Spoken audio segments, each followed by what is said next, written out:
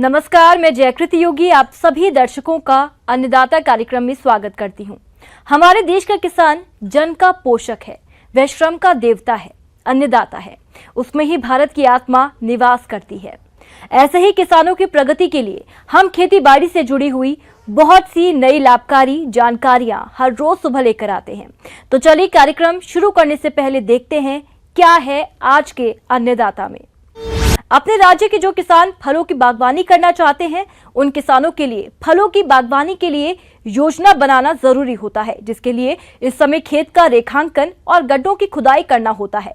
तो इन कार्यों को करने में कौन कौन सी तकनीकी बातों का ध्यान रखना है, आइए जानते हैं डॉक्टर गौरीशंकर वर्मा से।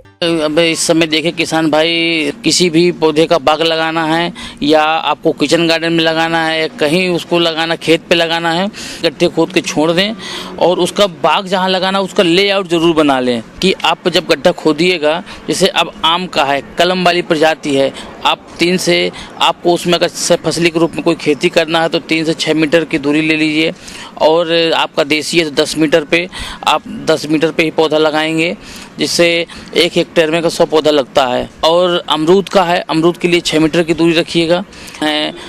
आप कटहल है, बेल है, आप इस समय आंवला है, आम है, अमरूद है, उसकी कम से कम 60 सेंटीमीटर लंबाई, चौड़ाई, गहराई। छोटे पौधों के लिए अगर पौधा बड़ा है, आम वगैरह का लगाना है तो 90 सेंटीमीटर लंबाई, चौड़ाई, गहराई। गड्ढे को खुदाई करें। जो गर्मी में इसलिए देखिए इस समय खुदाई की जाती है कि आपका जो भी उसमें कीड़े मकोड़े होंगे सब खत्म हो जाएंगे। मिट्टी इतनी धूप लग जाएगी 2 महीने की कि उसमें जो भी बैक्टीरिया के नुकसानदायक कीड़े होते हैं, जैसे पौधे दीमक वगैरह होते हैं, जब खा जाते हैं, जड़ें पौधे की सूख जाता है, इसलिए वो सब खत्म हो जाएंगे।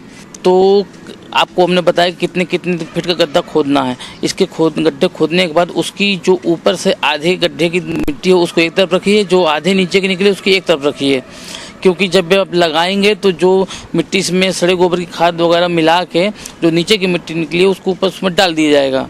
किसान भाइयों, जब आप गड्ढा खुदाई करते हैं तो ऊपर की आधी मिट्टी एक तरफ रखें और नीचे की आधी मिट्टी दूसरी तरफ रखें और गड्ढे को 15 से 20 दिन तक खुला छोड़ दें। उसके बाद नीचे की मिट्टी में 10 से 15 किलोग्राम गोबर की सड़ी खाद, 500 ग्राम DAP और 400 ग्राम पोटाश मिलाएं।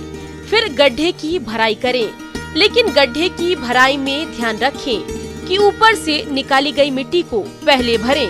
उसके बाद नीचे की मिट्टी जिसमें खाद उर्वरक आपने मिलाई है ऊपर भरें। अगर आपके यहाँ दीमक या सफेद लटकीट की समस्या है तो किसी कीटनाशक का भी प्रयोग अवश्य करें। में देखिए दीमक है तो दीमक की दवा डाल दीजिए, फाइडल वगैरह डाल दीजिए, या उसकी दवा आती है क्लोरोपाइरीफास दवा मिला के डाल दीजिए, जिससे जो उसमें कीड़े होंगे तो खत्म हो जाएंगे। या आपको जैविक विष से करना है तो हींग लेके थोड़ा सा पानी में घोल के उसको पानी के साथ डाल दीजिए, तो इससे जो कीड़े मकोड़े होंगे सब खत्म हो जाएंगे। इस प्रकार किसी भी कीटनाशी का प्रयोग करके गड्ढे की भराई करें। गड्ढे की भराई जमीन की सतह से 15 सेंटीमीटर ऊपर तक करें, क्योंकि जब वर्षा होती है तो मिट्टी बैठती है। इस तरह से सभी गड्ढे बरसात आने से पहले भर दें और बरसात में जुलाई से सितंबर तक इन गड्ढों में पौधों की रोपाई करें। तो जब नर्सरी से पौधा लें, देखें कि पौधा पिंडी में है या पुआल में है या कि पॉलिथीन में है, और जब भी उसको लगाएं पौधा शाम के समय लगाएं। उसको लेके पिंडी, अगर पिंडी में पुआल में है तो उसको पुआल धीमे से खोल के पिंडी टूटने ना पाए उसको लगाइए, और जितना पॉलिथीन में है या पिंडी में है उतना उसको मिट्टी में दबा दीजिए पौधे को, और अच्छे से दबा के और पानी की तो तुरंत डाल दीजिए। इसके बाद जब पौधा लगा लें उसमें 1 डलिया सड़ी हुई गोबर मिट्टी मिला के उसको गड्ढे में डाल दीजिए। इसको शाम को समय ही लगाएं और लगाने के बाद सिंचाई तुरंत कर दें। किसान भाई जैसे कहते हैं कभी कभी कि हमने पौधा लगाया सूख गया, लेकिन जब भी पौधा लगाएं तो उस पर देखें पत्तियां कितनी हैं। ज़्यादा पत्तियां हो तो उसको तोड़ दें। इससे क्या होगा कि पानी जल्दी जल्दी खींचती हैं पत्तियां, वाष्पोत्सर्जन क्रिया होती है तो खींचती हैं, तो पानी हमारे खेत में नमी या पौधे के जहाँ लगाए नमी कम रह जाती है, जिससे पौधा सूख जाता है। दिन ब दिन घटता जल स्तर कृषि के क्षेत्र में एक बड़ी समस्या के रूप में सामने आ रहा है। इसलिए आज की जरूरत के हिसाब से हमें सूक्ष्म सिंचाई पद्धतियों को अपनाना बेहद जरूरी है। तो आप सिंचाई की कौन कौन सी पद्धतियों को अपनाएं, इस बारे में जानकारी दे रहे हैं ARS उम्मेदगंज कोटा के assistant professor doctor Rakesh Kumar Yadav.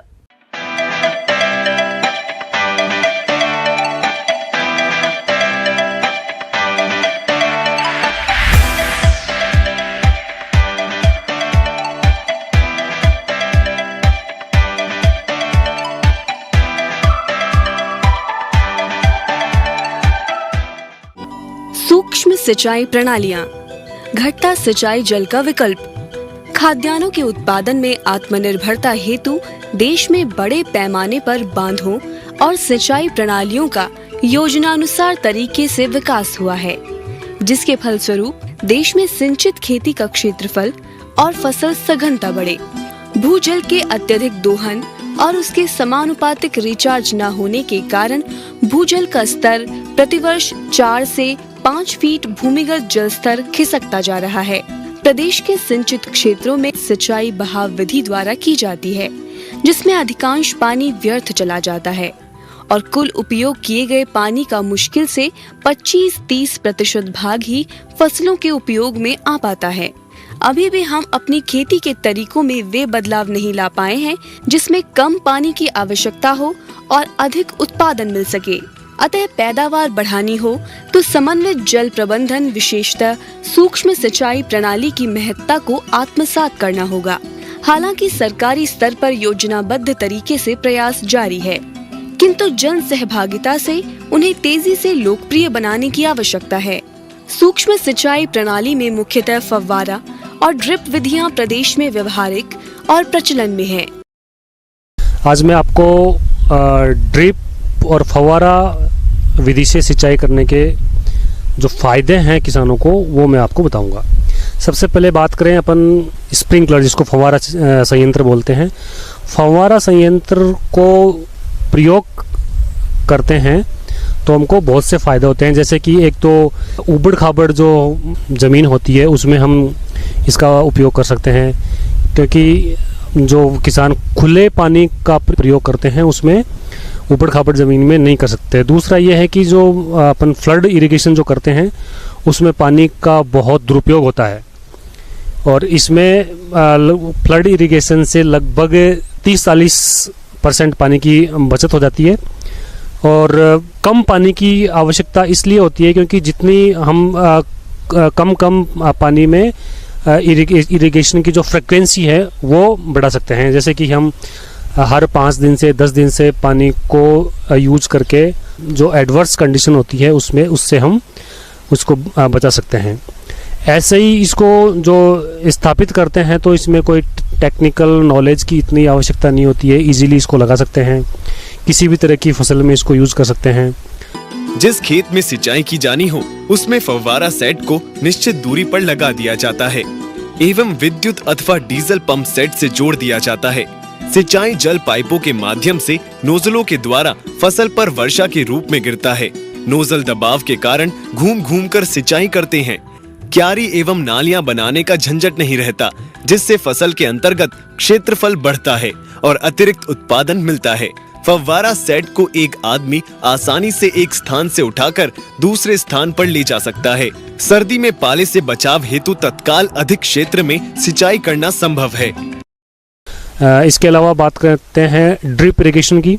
तो ड्रिप इरिगेशन में पानी की बचत सबसे अधिक होती है। जितनी भी हमारी जो सिंचाई की विधियां हैं सबसे अधिक ड्रिप इरिगेशन से ही सबसे अधिक पानी की बचत होती है। इसमें लगभग 70 to 80% के आसपास इसमें पानी की बचत हो जाती है फ्लड इरिगेशन के कंपैरिजन में।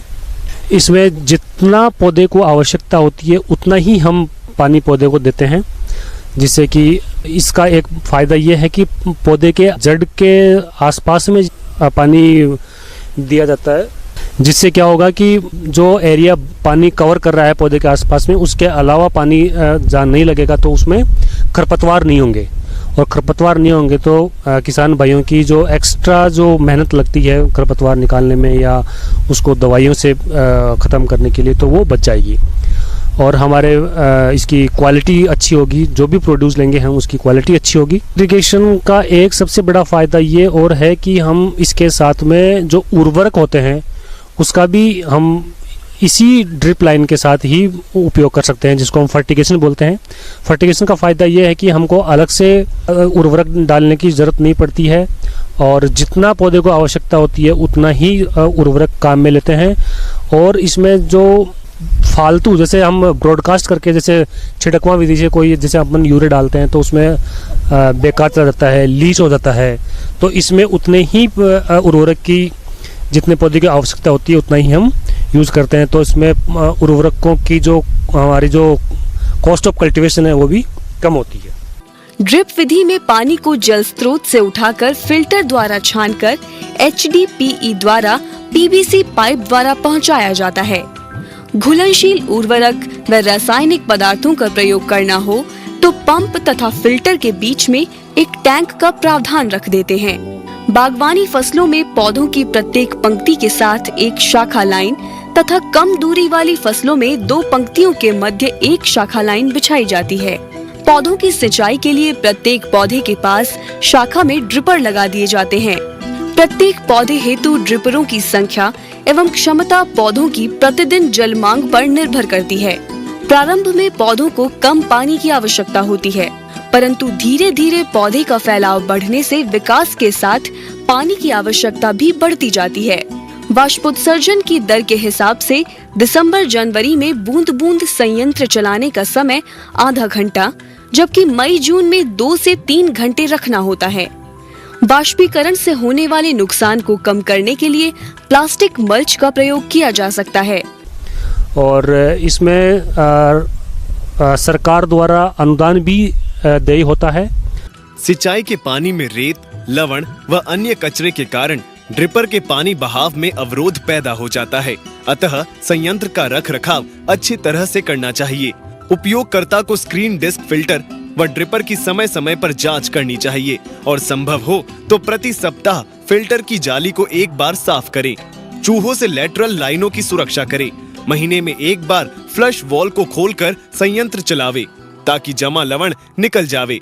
यदि सिंचाई के जल में लवणों की मात्रा अधिक हो तो 6 माह में एक बार हाइड्रोक्लोरिक अम्ल का घोल संयंत्र में चलाकर लवण को निष्क्रिय करें। इस दौरान ड्रिपर को पौधों से दूर रखें। सिंचाई के पानी के साथ रासायनिक खाद एवं दवाइयों का प्रयोग करने के तुरंत बाद पाइपलाइनों को अवश्य साफ करना चाहिए।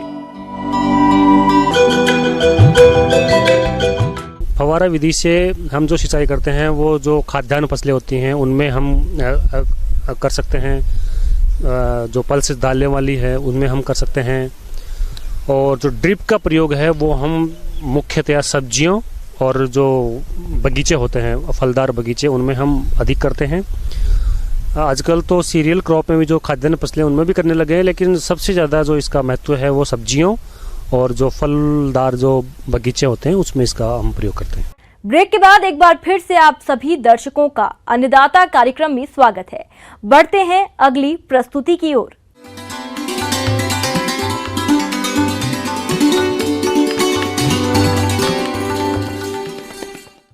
अन्नदाता हेल्पलाइन निशुल्क पूर्ण संपर्क सेवा के माध्यम से आपके द्वारा पूछे गए प्रश्नों में से 1 या 2 महत्वपूर्ण प्रश्न को हम अपने कार्यक्रम में शामिल करते हैं। इसी के तहत आज का चयनित प्रश्न और उसका जवाब इस प्रकार है। आज के अन्नदाता हेल्पलाइन में जिस प्रश्न को कार्यक्रम में शामिल किया गया है उसे पूछा है सुभाषनगर जिला उदयपुर के किसान अशोक कुमार ने। आप एक्वेरियम में रंगीन मछली पालन पर जानकारी चाहते हैं, तो अशोक कुमार जी आपकी जानकारी के लिए प्रस्तुत है कार्यक्रम का यह अंश। मछली के प्रजनन एवं पालन हम लोग के देश में अभी बहुत जागरूकता फैला रहा है, क्योंकि एक्वेरियम तो पहले से ही बहुत लोग रखते थे, पर इसका प्रचार और इसकी महत्व अभी धीरे धीरे ज़्यादा हो रहा है। अब एक्वेरियम आपको सजाने के लिए आपको क्या चाहिए, पहले आपको जानकारी लेना है कि एक्वेरियम कौन सी साइज प्रकार के होते हैं। एक्वेरियम 3 प्रकार के होते हैं, एक तो मीठा पानी का एक्वेरियम, एक है ब्रैकिश वाटर मतलब मीठा पानी और सामुद्रिक पानी को मिलाकर एक एक्वेरियम बनते हैं, और एक बनता है सामुद्रिक एक्वेरियम। सामुद्रिक पानी नहीं मिल सकता है, इसीलिए फ्रेश वाटर एक्वेरियम ही ज़्यादातर प्रचलित है। शहरों में एक्वेरियम छोटे आकार से लेकर बड़े आकार तक के होते हैं। बाजार में 15 इंच से 15 फीट तक साइज के एक्वेरियम उपलब्ध हैं। सबसे छोटे साइज का एक्वेरियम 12 गुणा 6 इंच का होता है। इस छोटे आकार के एक्वेरियम में मछलियां ज्यादा बढ़ती नहीं हैं। इतने बड़े आकार के एक्वेरियम में 4 से 5 जोड़ी मछली को रख सकते हैं। इसी तरह क्या करना है, अब आप उसको सजाना पड़ेगा। सजाने के लिए पहले क्या करना है, आपको नीचे एक अच्छे से फिल्टर लगाना पड़ेगा, ग्रामेल फिल्टर उसको बोलते हैं। उसके ऊपर आप हर रंग बिरंगी ग्रेवल पीबल्स होते हैं, जैसे पत्थर, हर कलर की पत्थर होता है, वो 2 से 2.5 सेंटीमीटर, नहीं तो ज़्यादा से ज़्यादा 4 से 5 सेंटीमीटर के अलग अलग साइज़ का होते हैं। ये भी एक फ़िल्टर का काम करता है। तो पहले आप क्या करेंगे, थोड़ा बड़ा वाला पीबल्स रखेंगे, उसके ऊपर आप छोटा छोटा पत्थर डाल देंगे, और जितना कलरफुल आप बनाएंगे उतना वो प्राकृतिक के रूप लेगा। साथ ही साथ आप सैंड भी डाल सकते हैं, मतलब बालू डाल सकते हैं उसके ऊपर। एक्वेरियम में पानी हमेशा क्लोरीन रहित, शुद्ध एवं ताज़ा होना चाहिए। पानी भरते समय एंटी क्लोरीन डालना चाहिए, मछलियों के लिए हितकर होता है। बोर पानी अगर इस्तेमाल कर रहे हैं तो पहले बोर से पानी एकत्र करके 2 दिन बाहर रखना चाहिए और फिर उसे एक्वेरियम में डालें। पानी में 10 से 20% जितना भी आपका स्पेस है उसे 10 से 20% खाली रखना चाहिए। आप पूरा भी कभी पानी उसमें मत डालिए। अब पानी को आप 4 से 5 दिन बिल्कुल कुछ नहीं कीजिए, क्योंकि आप वो वाटर को कंडीशन कर रहे हैं, क्योंकि मछली जब आपके पानी में आएगा तो उसको कंडीशन वाटर चाहिए। इसी तरह आप क्या करेंगे, एक फ़िल्टर लेंगे, क्योंकि हमेशा वाटर को प्यूरिफाई करना है, क्योंकि जब आपका मछली रहेगा तो उसका जितना भी एक्सक्रीटा आ रहा है वो उसको साफ़ करना है। पानी को हमेशा साफ़ रखना चाहिए। तो पानी साफ़ रखने के लिए हम लोग फ़िल्टर का इस्तेमाल करते हैं। अब फ़िल्टर मैकेनिकल भी होता है, बायोलॉजिकल भी होता है, तो वो आपको ये करना है कि आप कौन सा फ़िल्टर इस्तेमाल करना चाह रहे हैं। एक्वेरियम के अंदर के सौंदर्य को बढ़ाने के लिए उसमें जलीय पौधों को उगाइए, क्योंकि इसकी वजह से उसे एक्वेरियम में प्राकृतिक ऑक्सीजन मिलता है और एक्वेरियम और भी अधिक आकर्षक दिखने लगता है। साथ ही मछली का जीवन समय भी बढ़ जाता है। एक्वेरियम में आहार देने का भी बहुत सारा तरीका है। आहार में हमेशा याद रखना है, क्योंकि ये मछली छोटा साइज़ का रहता है, जैसे कि 4 सेंटीमीटर लगभग ज़्यादा से ज़्यादा, तो उसका साइज़ भी छोटा होना है। तो बाहर ही आप जब भी कहीं जाएंगे, पेट शॉप करके जितना भी एक्वेरियम का दुकान है वहाँ पर आप बोलेंगे कि आप पिलेटेड फीड दीजिए। और ऐसा भी नहीं है कि आपको हर रोज़ एक्वेरियम में खाना देना है, क्योंकि अगर आप ज़्यादा खाना देते तो पानी का गुणवत्ता भी खराब हो सकता है।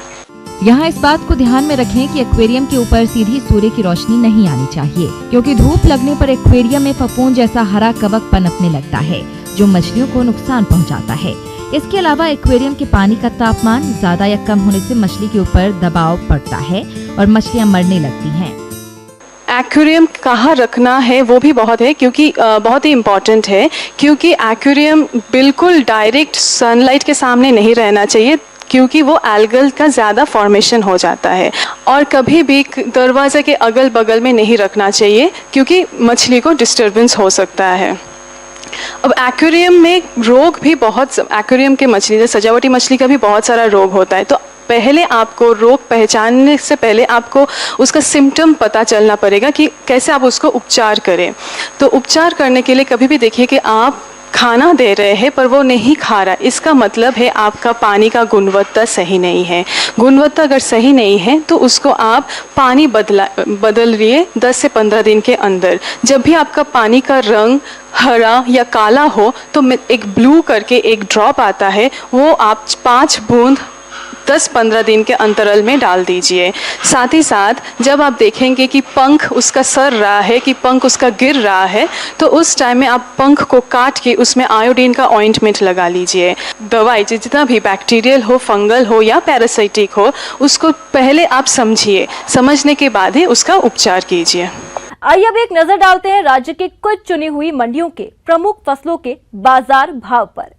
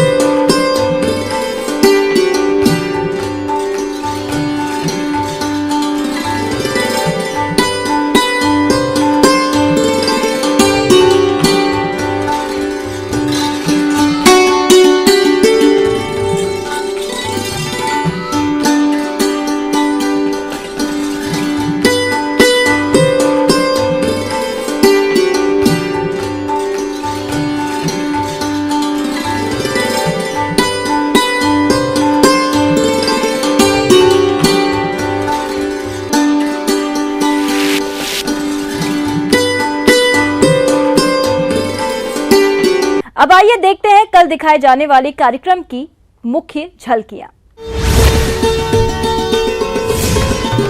तरबूज की खेती से लिया सफल किसान ने अच्छा उत्पादन।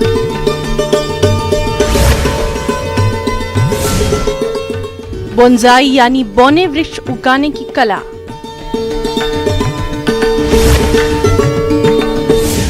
किसान भाइयों, अन्नदाता आपकी सेवा के लिए संकल्परत है।